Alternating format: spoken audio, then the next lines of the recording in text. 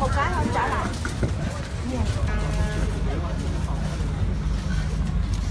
Good afternoon, everyone. I'm Senior Colonel Nguyễn Quang Vinh, the Vice Rector of Foreign Relations Department of Vietnam Ministry of Defense. Kính chào quý vị, tôi là Đại tá Nguyễn Chân Nam, Phó Tư lệnh Vùng 3 Hải quân.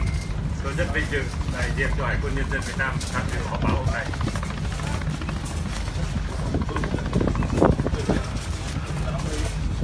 Next is the Q&A question. Please raise your hand for question.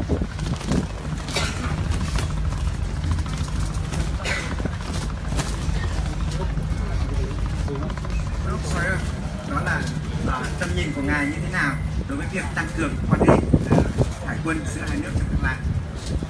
Thank you for your question. I think the visit by the USS Carl Vinson demonstrates our commitment to the U.S.-Vietnam partnership, and it also demonstrates the dramatic progress that we've made in our bilateral relations. Tôi có hai câu hỏi. Câu hỏi thứ nhất là tôi nghe nói rằng Trung Quốc đang cố gắng đầu tư để xây dựng một chiếc tàu sân bay thứ hai. Quan điểm của ngài về vấn đề này như thế nào, và với kinh nghiệm của Hoa Kỳ thì cái chi phí đối với việc xây dựng tàu sân bay thế này thì nó có lớn và nó khó khăn gì. Thứ hai là ngài có nói là trên đường đi vào khu vực Đà Nẵng thì có gặp thuyền của Trung Quốc, thì xin hỏi ngài là việc ngài gặp thuyền ở Trung Quốc đấy là ở khu vực nào? Question. And that was about the Chinese carriers. Do we feel a threat? No, not at all. And I'll turn the second one over to Admiral Fuller. So, when you operate international waters, there are rules, norms, and standards that you follow. And when you do that, it's a very professional environment. We've seen that on our deployment, and we've encountered ships from many nations there, and we've all been following the proper rules, norms, and procedures. So, then good for everybody, and it drives stability, it drives more peace, and it makes it a much more stable environment to operate in. So, from our perspective, we've seen professional. Hello, Juan. So, Jonathan, this is not your first time in Vietnam.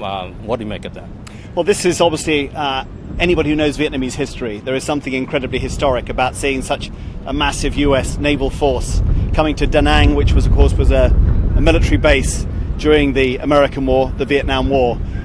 But none of us can forget the fact that the geostrategic China Sea, and that this is quite clearly a gesture of support to Vietnam, which of course has disagreements and disputes with China in the sea. So, this is a symbolically, at any rate, a very, very important mission. Even though, of course, we understand for all of the military power of the aircraft carrier, it's here doing quite limited military roles in Vietnam.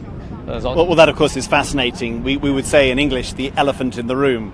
Everybody knows that the rising power of China is changing this region in very important ways, and it affects the United States, it affects Vietnam.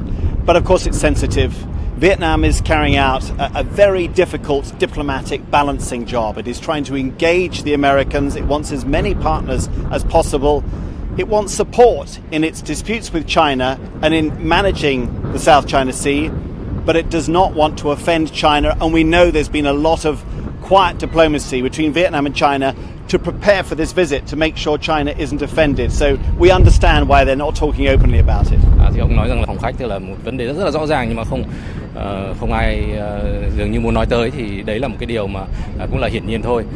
Và rõ ràng rằng là khi mà Việt Nam bây giờ đang có những quan hệ hữu hảo với Hoa Kỳ, thì đó cũng là một cái bước đi, mà một cái động thái mà Việt Nam cũng rất là phải cẩn trọng. Trong tiếng Anh gọi là balancing act, tức là một cái cách đi làm sao để cân bằng giữa những các cái cường quốc. Well, thank you very much, and I wish you have a good trip with the carrier. It's a very interesting time to be here. Thanks very much, Juan. Thank you.